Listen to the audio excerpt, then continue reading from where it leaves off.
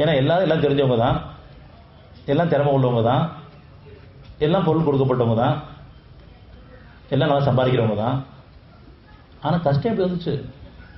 நான் சரியாக தான் இருக்கேன்னு சொல்கிறோம். கண்டிப்பாக இறைவன் உங்களுக்கு யாரும் இந்த தீங்கு பண்ண மாட்டா, அதுவும் தெளிவாக தெரியுது. அப்படின்னு சொன்னால் எங்கே நம்ம தவறுறோம்?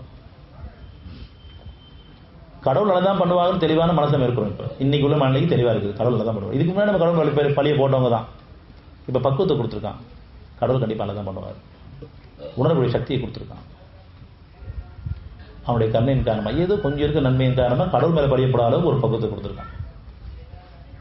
அதையும் தாண்டி இப்பயும் கடவுள் மேலே ஒரு சின்ன அதிருப்தி இருந்துச்சுன்னா அதை மாற்றிக்கணும். இன்னைக்கு மாற்றிக்கணும். நீங்கள் நன்மையில் உயரணும்னு சொன்னான், பாக்கியத்தில் வாழணும்னு சொன்னான், அவனை பற்றி அதிருப்தி ஏதோ ஒரு உயரம் இருக்குன்னு சொன்னால் இப்போ நம்ம அதை மாற்றிக்கணும். வேண்டாம் இறைவனே, நிச்சயமாக மனசாட்சியம் கூட அறிவிக்கப்படுது, இது யாரும் மறுக்க முடியாது. நமக்காக இந்த அகிலங்களை படித்து நம்மளையும் படித்து நம்ம எவ்வளவோ கேடுபடைந்தாலும் சரி, நம்மளால் நம்மளையும் மன்னிக்க முடியாது, அவ்வளோக்கே நமக்கு உணர்ந்து பார்த்தோன்னு சொன்னால் நம்ம ஒவ்வொருத்தரும் அது ஆனாலும் பெண்ணாலும் சரி, இதுக்கு முன்னாடி வாழ்ந்த காலங்களில் நம்மளுடைய குணக்கேடு காரணமாக எத்தனை கேடுகள் பண்ணியிருப்போம். உணர்ந்து பார்த்தா இப்போ மனக்கண்ணில் உங்களுக்கு தெரியும் அந்த காட்சி எங்கேருந்து வந்துச்சு. காலங்கள் நிறைய போயிருக்கலாம், ஆனால் உணர்வுகளில் உங்களுக்கு தெளிவாக்கப்படுது நீங்கள் உணர்ச்சிகள் செய்த பாவங்கள் என்னங்கிறது அதையும் சக்திக்கு மீறி செயல்படுத்த கிடையாது.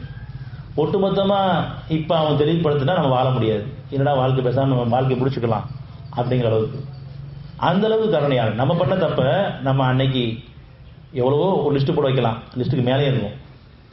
ஆனாலும் அதை சக்திக்கு மீறி செயல்படுத்த கிடையாது. அவ்வளோ கொஞ்சம் கொஞ்சமாக உணர்த்துவோம், அவன் எந்த அளவுக்கு தாங்குவாங்களோ அந்த அளவுக்கு. அப்போ தீமையை விளக்குறதும் சரி, உணர்த்துறதும் சரி, நன்மையில் ஞானங்களாக கொடுக்குறதும் சரி, பொருள் சரி, யாரையும் சக்திக்கு மீறி ஒருபோதும் சிரமப்படுத்த மாட்டான்.